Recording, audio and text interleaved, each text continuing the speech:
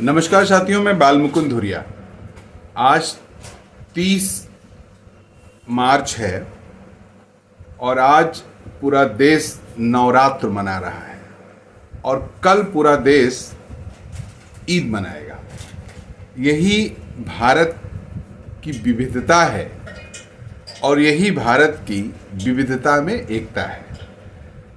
और ये आज केवल नहीं हो रहा है, ये परंपरागत तरीके से सालों साल से ऐसा हो रहा है। लेकिन इन दिनों कुछ नई बातें भी हो रही हैं जो कदाचित नहीं होना चाहिए और जिसका प्रभाव पूरे देश में, हमारे भविष्य पे और आने वाले समय पे अच्छा नहीं पड़ेगा। आज नवरात्रि है और ख़ास करके महिला समाज जो है, हमारे देश की आधी आबादी, उसका एक बड़ा हिस्सा आज से उपवास शुरू करेगा और 9 दिन शक्ति रूपी दुर्गा की पूजा करेगा और 9 दिन पूरा भक्तिमय माहौल रहेगा। तो ये रहता भी था।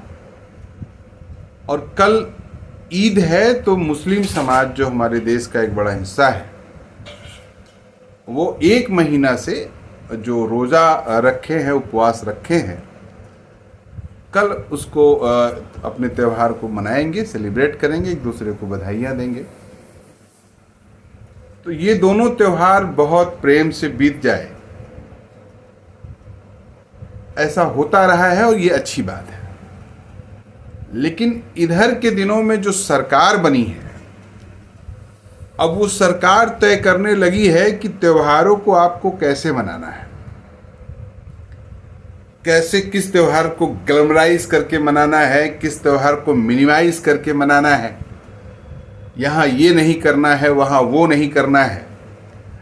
आप क्या खाएंगे, क्या पिएंगे, और कदाचित अगर ऐसा ही चलता रहा तो आगे चल के हो जाएगा त्योहार पे आप कौन से कपड़े पहनेंगे, त्योहार पे आप किस बाजार में जाएंगे, किस बाजार में नहीं जाएंगे। अब इसके सिम्टम्स दिखने भी लगे हैं। ये लोकतंत्र के लिए, हमारे देश के लिए, भारत के भविष्य के लिए बड़ा बुरा है। मैं अंबेडकर नगर से हूँ। हमारे यहाँ शहजादपुर एक कस्बा है, अकबरपुर शहजादपुर 2 जुड़वे कस्बे हैं। आज वहाँ तमाम साथियों ने फ़ोन करके बताया कि हमारी जो मीट की और मछली की दुकानें थी, वो प्रशासन ने दोपहर में बंद करा दी 12-1 बजे, और अब 9 दिन उन दुकानों को हमको नहीं खोलना है।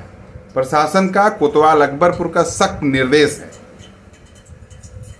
अयोध्या के बारे में, फैज़ाबाद के बारे में भी ये बात पिछले दिनों सुना गया था, लेकिन अब राम जी का मंदिर है और अयोध्या अयोध्या अयोध्या, तो ये सब बातें डाइल्यूट हो गई। किसी की हिम्मत नहीं हो रही थी कि ये सब चर्चा करे कि अयोध्या में भी नॉनवेज की दुकानें जो प्रशासन बंद करा रहा है वो गड़बड़ है। तो लुक छुप के लोग अपना खोल रहे हैं। नवरात्र में शायद पूरा ही बंद कर दिया होगा।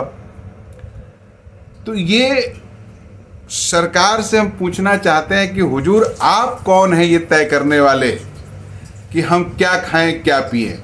जब हम ये कह रहे हैं तो कुछ लोग को बुरा लगेगा, और कुछ लोग अनाप शनाप भी जो दिमागी पैदल हैं बोल सकते हैं, लेकिन कुछ लोग को जेन्युइनली ये बुरा लगेगा कि भाई ठीक है, नवरात्रम है, साल भर खाते ही हैं, तो नरतवा भर बेरा लीजिए। कुछ हमारे दोस्त जो हैं वो बकरी उकरी का व्यवसाय करते हैं, बकरी पालन करते हैं, और तय मानिए वो मुस्लिम नहीं है। जो लोग मछुआ समुदाय के लोग हैं, मछली पालते हैं तालाब में, वो लोग मान के चलते हैं कि 30 त्योहारों में, जैसे होली में झूम के बकरा कटता है, झूम के मछली बिकती है, और होली के दिन तो लोग कोशिश करते हैं, अक्सरियत में हमने देखा है कि करीब करीब हर घर में शाम को मीट बनता है और वैरायटीज़ का बनता है, इकोनॉमी जिसकी जैसी रहती है उस हिसाब से। तो ये पूरा जो मछुआ पालनों, मछली पालने का और बकरी पालने का ये सब जो व्यवसाय है, ये टारगेटेड रहता है कि इस सीजन में हम इस त्यौहार में बेच लेंगे। योगी जी, आपने कोई योजना शुरू की है क्या कि ईद पे अगर हम नॉनवेज की दुकान नहीं खोलने देंगे तो मछली पालकों को और बकरा पालकों को हम 10-10 हज़ार रुपया देंगे ताकि वो अपना आगे का सरवाइव कर सकें? ऐसा नहीं होगा। वो जिए चाहे मर जाएं, आपको मतलब नहीं है। बस आप कॉम्युनल भाव बढ़ा के कि हमारा त्यौहार है तो तुमको दुकान नहीं खोलना है, तुम्हारा त्यौहार है तो हम चाहे जो करेंगे, ये जो हमारा तुम्हारा करवा रहे हैं, ये देश को गर्त में ले जाएगा। सुनने में आपको भी थोड़ा अटपटा लग रहा होगा कि मछली बिके न बिके देश से क्या मतलब है। ये विचार का मतलब है कि सरकारें कभी भी ये सब नहीं तय करेगी कि अवाम क्या खाए, क्या पिए, क्या पहने और कैसे एक्ट करे। जो लॉ बने हैं, कानून बने हैं, उनका अगर वायलेशन अवाम करती है तो सरकार को अधिकार है, जुडिशरी को अधिकार है उसको दंडित करने का। आप इच्छा पे, मन पे पाबंदी नहीं लगा सकते हैं। ऐसा केवल हिटलर शाही में होता है और ये सरकार हमको लगता है उसी दिशा में बढ़ रही है। आप कहेंगे कि भाई ये सब तो हो रहा है, अब इसको इतना बढ़ा चढ़ा के काहे देख रहे हैं? तो इसको खाली यहीं से मत देखिए। अभी पिछले दिनों या 8-10 साल से आप नज़र मारिए, हमारे देश की सबसे अच्छी यूनिवर्सिटी जो है वो जवाहरलाल नेहरू विश्वविद्यालय है, दिल्ली वाली। और ये सरकार के तमाम मंत्री जेएनयू जैसे विश्वविद्यालय को बंद कर देने का अभियान चलाए हुए हैं, उसको बदनाम और समाप्त कर देने का अभियान चलाए हुए हैं। क्यों? क्योंकि जब वो इस तरह की विचार जहां पनपते हैं कि सबको बराबरी का अधिकार मिले, सबको जीने का अधिकार है, सरकार हिटलरशाही न करे, ऐसे विचारों को ही खत्म कर देना है। इसलिए इस तरह के केंद्रों को बंद कर देना है जहां पर सिमिलरिटी का विचार है। आजकल वीडियो पे आप देख रहे हैं राणा सांगा और क्या क्या मामले को लेके रोज एक एक वीडियो आ रहा है। प्रशासन छूट दे दे तो ईंट से ईंट बजा देंगे, खून की नदियां बहा देंगे। कौन लोग हैं जो इस तरह से मीडिया पे आके बोल दे रहे हैं और पुलिस की हिम्मत, जुर्रत नहीं हो रही है कि उनके घर तक चली जाए, पूछ ले कि तुमने ये कहा है? अभी मोदी जी, योगी जी का एक तो फोटो चिपका दीजिए इसी सोशल मीडिया पे, आपत्तिजनक कह के पुलिस आपके घर चले आएगी। लेकिन जो लोग ये बयान दे रहे हैं उनसे पूछने भी नहीं जा रही है हालचाल, जो कह रहे हैं कि संसदवा को मार के हम भूसा भर देंगे। ये हो रहा है, हो ये रहा है कि तब इस तरह की चर्चाएं बढ़ेंगी देश में और कूप मंडूप बनने की दिशा में पूरी आवाम चलेगी और ये पूरा माहौल बन जाएगा। इस तरह से जैसे इस बार जैसे कुंभ को ग्लैमराइज किया गया, नौजवान भारी पैमाने पे कुंभ में गया, हासिल हुआ क्या? मोनालिसा। हासिल हुआ क्या? ITI बाबा। हासिल हुआ क्या? तमाम बाबाओं का उत्पीड़न, उनका मजाक। कोई कांटे पे बेचारा लेटा हुआ है बाबा, उसको लेके मजाक बन रहा है। कोई बाबा हाथ उठा के तपस्या कर रहे हैं, उनको लेके मजाक बन रहा है। पूरी इस जमात को मजाक बना दिया।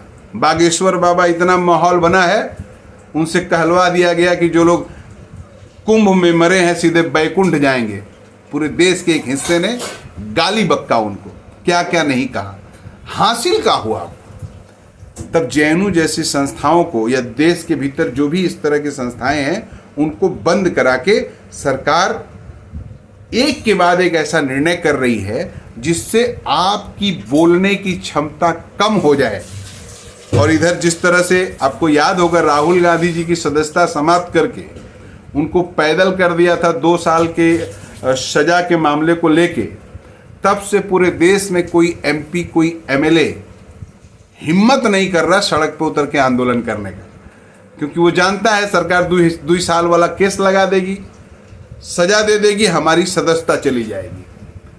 MP, MLA को डरा दिया, विपक्ष के नेताओं को डरा दिया, जनता को भी डराने का अभियान चल रहा है। ये सब उसी की परिपाटी है। कल को स्थिति ये हो जाएगी, सरकार की तरफ देखने का हिम्मत विपक्ष नहीं कर पाएगा, आवाम नहीं कर पाएगी। और तब हिटलर के दौर में एक बात कहा जाता था कि जनता का इतना उत्पीड़न कर दो, इतना उत्पीड़न कर दो कि आप जिंदा हो, यही सरकार की उपलब्धि है और इसी को सरकार की उपलब्धि मान के उसका गुणगान करो। क्या उस दिशा में हम नहीं बढ़ रहे हैं? अभी थोड़ा भारी लगेगा सुनने में, लेकिन अपने दिमाग को दौड़ाइए और सोचिए, बात मछली और मीट का नहीं है, बात है हमारी आपकी स्वतंत्रता का और सरकार की हिटलरशाही का। इसका विरोध होना चाहिए। नमस्कार।